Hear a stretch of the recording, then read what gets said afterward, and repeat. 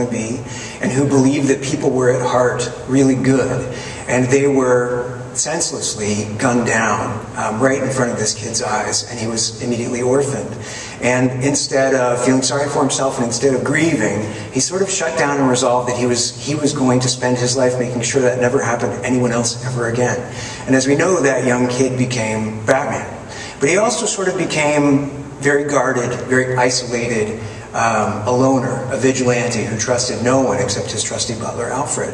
And then at a certain point in his career as Batman, he witnesses another young kid, this kid Dick Grayson, a circus performer, whose parents are also murdered right in front of this kid's eyes. And it just cracks Bruce wide open. And it forces him to sort of get in touch with a lot of the pain that he hasn't been dealing with, and his immediate instinct is, I have to help this kid. I have no idea how I'm going to be able to do it. I don't know anything about kids. But they have a bond, they have this connection, they've both lost their parents. And so it's a story of these two people who have so much in common and are driven in exactly the same way, but have no idea how to communicate with each other, how to get through to each other.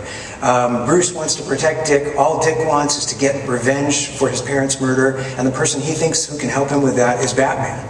So he idolizes Batman, and he doesn't care for Bruce Wayne very much, and all Bruce wants to do is be able to help and protect him from leading the same life that he leads as Batman. So you've got sort of an interesting triangle where, you know, Bruce wants to bond with Dick, but Dick has no interest in Bruce and wants to bond with Batman, and Batman can't let anybody else in his life right now.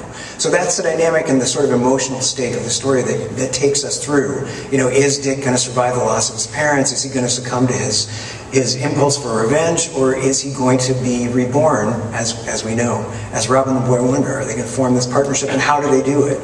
And that's the spine of Batman lives. We as comic fans, you know, Jim and Jeff and I, we set the bar really high, and the creative team involved with Batman Live just meets every expectation and surpasses it. We are bringing these environments to life in a way that I've never experienced before, in any movie, in any TV show, in any comic book.